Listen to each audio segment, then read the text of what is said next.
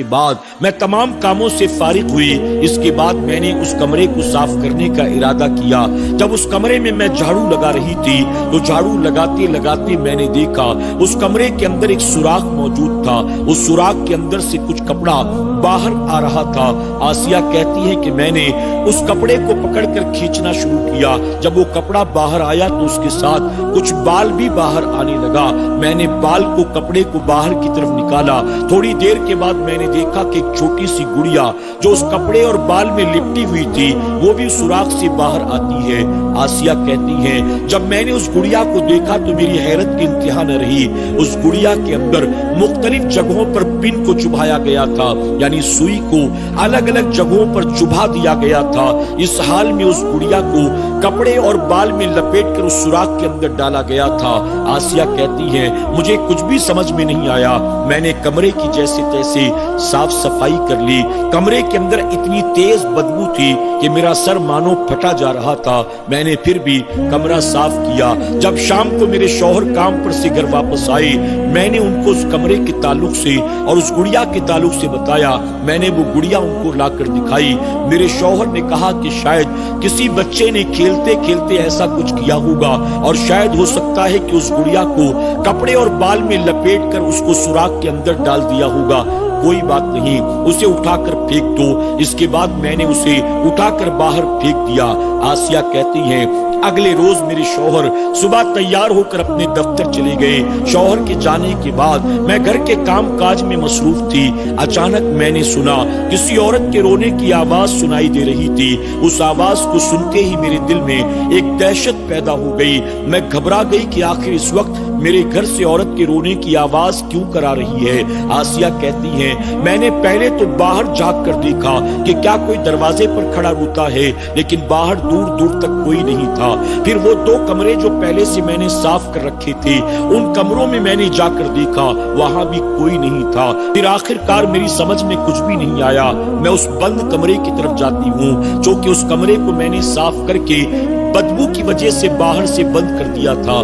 میں نے اس کمرے کا دروازہ تو نہیں کھولا، البتہ کھڑکی کے قریب گئی۔ میں نے کھڑکی کو ہلکے سے دھکا دیا، کھڑکی کھل گئی۔ کمرے کے اندر چونکہ اندھیرا تھا میں نے اندر جھانک کر دیکھا، لیکن کچھ بھی صاف صاف نظر نہیں آ رہا تھا۔ آخرکار آسیہ کہتی ہیں جب میں نے بغور کمرے کے اندر چاروں طرف دیکھنے کی کوشش کی تو میں یہ دیکھ کر حیران رہ گئی۔ کمرے کے ایک کونے میں ایک عورت بیٹھی ہوئی تھی، اس کے چہرے پر اس کے بال بکھرے ہوئے تھے اور وہی عورت زاروں قطار روتی چلی جا رہی تھی۔ آسیہ کہتی ہیں اس عورت کو دیکھتے ہی میرے دل میں دہشت پیدا ہو گئی، مجھے کچھ بھی سمجھ میں نہیں آ رہا تھا۔ میں نے بہت غور سے اسے دیکھنے کی کوشش کی، اس کے بالوں نے اس کے چہرے کو ڈھانک رکھا تھا۔ اس کا چہرہ تو مجھے نظر نہیں آیا، البتہ مجھے اس کی ایک آنکھ ہلکی ہلکی نظر آتی ہے، وہ ٹکٹکی باندھے میری طرف دیکھ رہی تھی۔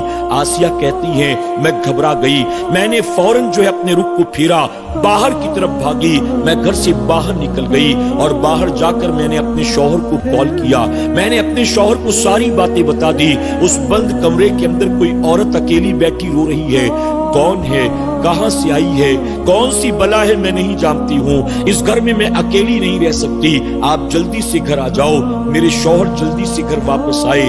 آنے کے بعد میں انہیں اپنے ساتھ لے کر گھر کے اندر داخل ہوئی۔ اندر جانے کے بعد میرے شوہر نے آگے بڑھ کر اس کمرے کی کنڈی کو کھولا، ٹارچ جلا کر اندر دیکھا، اندر کوئی بھی نہیں تھا، اندر کچھ بھی نہیں تھا۔ میرے شوہر نے کہا تمہارا وہم ہوگا، نیا گھر ہے، نئی جگہ ہے، اکیلے رہنے کی عادت نہیں ہے، شاید تمہارے دل میں ڈر پیدا ہو گیا ہوگا۔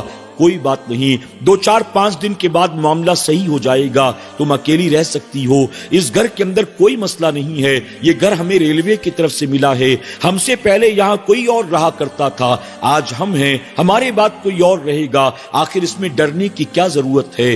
آسیہ کہتی میرے شوہر نے مجھے بہت سمجھایا، ہمت بندھائی، اس کے بعد ہم رات سو گئے۔ صبح ناشتہ کرنے کے بعد میرے شوہر دوبارہ اپنے کام پر چلے گئے، لیکن اب میرے دل میں ایک ڈر پیدا ہو گیا تھا. میں نے تو اس کمرے کی طرف آنا جانا ہی بند کر دیا, بلکہ میں نے اپنے شوہر سے کہا اس کمرے کے دروازے پر آپ دوبارہ تالا لگا دیں, ہمیں اس کمرے کو استعمال کرنے کی کوئی ضرورت نہیں ہے. میرے شوہر نے اس کمرے کے دروازے پر تالا لگا دیا. اگلے روز میرے شوہر جب کام پر چلے گئے, میں گھر کے کاموں میں مصروف تھی. اچانک کام کرتے کرتے میرے کانوں میں کسی بچے کے رونے کی آواز سنائی دیتی ہے.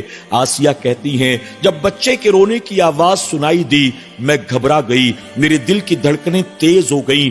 ایسا لگتا تھا مانو میرا کلیجہ منہ سے باہر نکل آئے گا. مجھے کچھ بھی سمجھ میں نہیں آ رہا تھا میں کروں تو کیا کروں. جیسے تیسے ہمت کر کے میں اس بند کمرے کی طرف جاتی ہوں. میں نے آہستہ سے اس کی کھڑکی کو کھولا. جب کھڑکی کو کھول کر میں نے دیکھا تو کمرے کے اسی کونے میں ایک عورت بیٹھی ہوئی تھی. اس کے چہرے پر اس کے بال تھے